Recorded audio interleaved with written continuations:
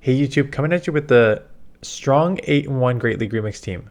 I'm gonna say this right now. Although I went 8-1 with this team and I made this team work, it is a very, very difficult team to run. And you may be looking like, okay, it's an ABB style team, double steal, and a fairy. Like, how hard is it to run?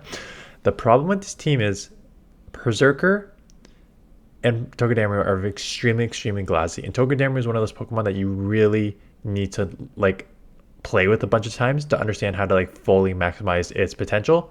And then Tapu Fini, even on the front, as a fairy, is not a bulky fairy. So all three of these Pokemon are bulky.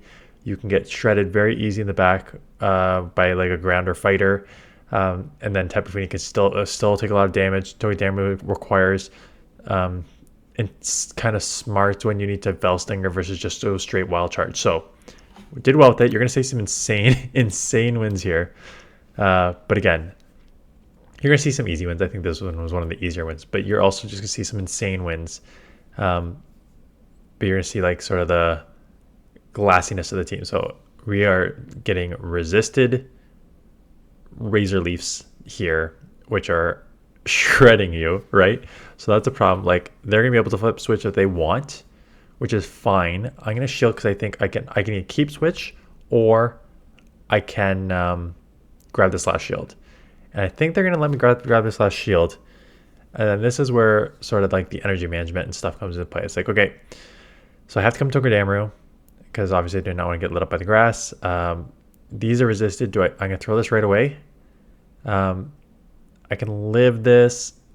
I'll probably let it go, even though I expect like you had Aggron on the front and a grass here. I'm expecting maybe a second grass in the back. Immediately got to get out here, snipe it. So like worst case scenario, if they do have a grass, you can hopefully get to like another surf and then a wild charge. But then yeah, I remember they had. I was about to say it wasn't a true ABB there. Good score here is good lead. I think the next battle is the one that's in the insane win. Empoleon, I should have immediately got to Togedemaru. I was just way too slow on it. So once I was already too slow, I need to just like take this move and then come in here. The problem is they're still going to get to the one here. You have two options. I threw red on here just to force a shield. Because again, this is one of those where I can like just get two shields if I want. So I'm going to shield back. Problem is that you just lowered your defense substantially, which is even worse. So they're going to be able to farm me down, but I do get to the move there. Okay, improper timing, but it won't matter, right? It's either I'm going to take them out or they're going to shield and take me out. Those were really the only two options no matter what. And now I'll probably get ahead on energy here because Perrserker is one of those things with close combat. Man, close combat is just one of those things that in neutral situations is just going to like take out most things in neutral situations. So this is either going to take it out or put it within like a couple, like deep red, essentially.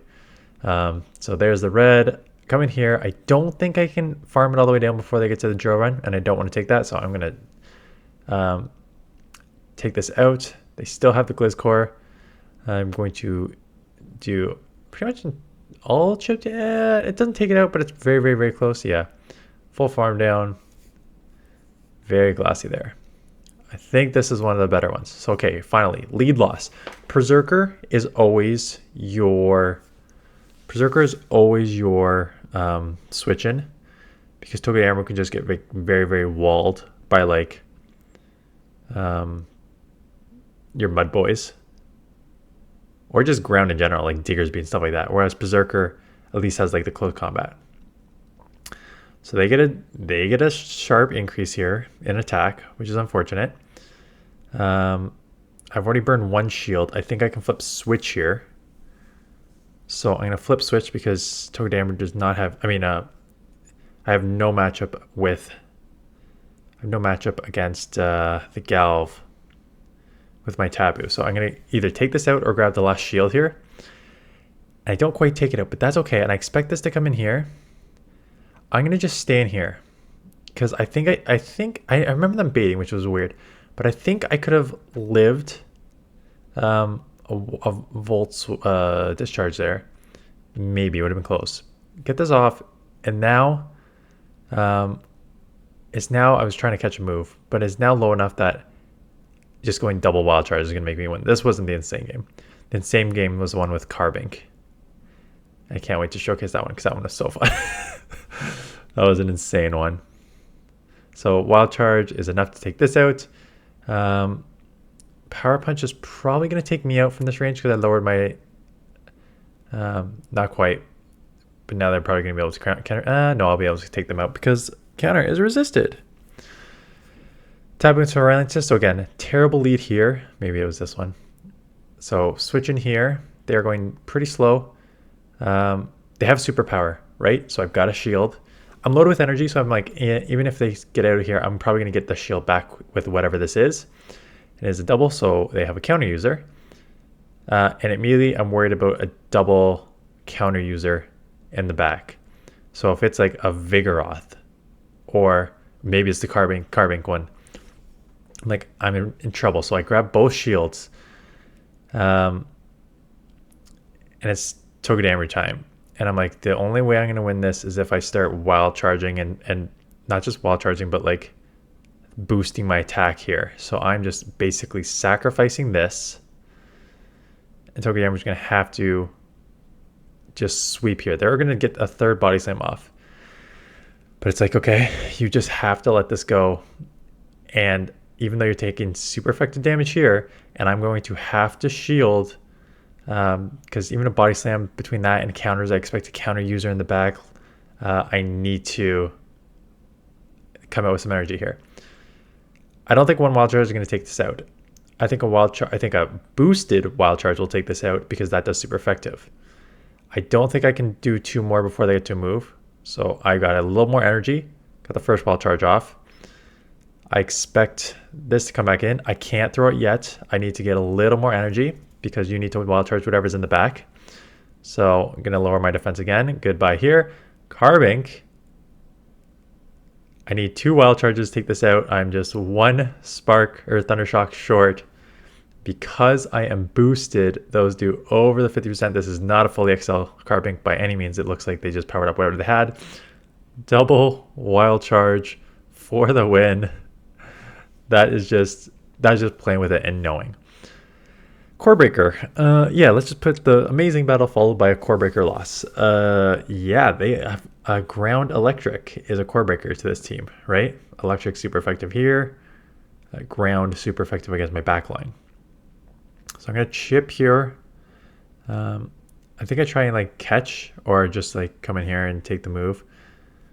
But if I remember, is this like a double fighter line too? Like I remember just getting pretty hard punished. Yeah. So Vigoroth comes in. The problem is now because I stayed in too long with Tapu, if they have a body slam, they're going to take me out or they're going to counter me down. So this game's like beyond over already. This game's over already. I'll probably try and two shield Togedemaru again. Just try and go like 4 wild charges here, essentially. But these counters are adding up. I can't throw yet. And I was supposed to say one wild charge from this doesn't even KO because I've played this matchup enough times to know that one does not KO. So get to this move. It's going to leave them like just a little bit short. I will Fell Stinger to take them out. Oh no, they, yeah, this game's over. Don't even bother. Yeah, I don't even care what's in the back. So that's when it gets tough, right?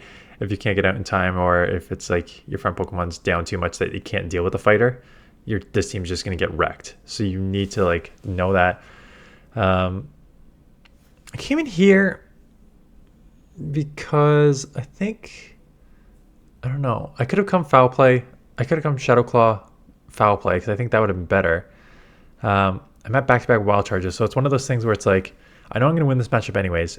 If they're really going to double shield, that's fine because all that's going to allow me to do is get a ton of energy on my perrserker and come out with 2 moves there, essentially. So they do double shield. That's fine. I'm going to have to shield because Shadow Ball, again, you're so glassy in the back. So you need to shield up pretty much everything. Shield up one Shadow Ball, fine. There's no point of throwing here. Like, I could have thrown there and taken out and saved the shield. But if you're just going to get ramped up on by Scrafty, I'd rather just stay in here. They do come and snipe. That's fine. I have to shield. But I have back-to-back moves, right? I have close combat and foul play here. So close combat will take out here. Goodbye. I may reset anyways. If the Jealous Thing comes back in, I could just go straight foul play to take it out, but Pidgeot comes in. I'm just going to blast this with a Moonblast right away because I don't know if I'll get to 2 surfs. I probably would have got to 2 surfs before they Brave Bird me, but the only win condition here for them, I mean, it's not even win condition. They just can't Feather Dance me, or else I'm just going to farm down. So they have to Brave Bird, which means now I can just farm down and come out with another move for the Jellicent. So that's the thing with this team, like super glassy team. You need to kind of like recognize win conditions early. You need to know how to properly like farm and when to throw and not to throw and stuff like that. So it worked for me because I've played Togedemaru a million times already. So I know how to make it work. So you can try and run this team. Just know that it's not going to be as straightforward as like some of my balanced teams and stuff I put out. Because balanced teams are very easy for me. You just like, if you don't see this, if you see a bad lead, you go to your safe swap. And then in the mid game that does change. Like, do you want to try and flip switch or not, or take shield, or like those kind of decisions are always in the game.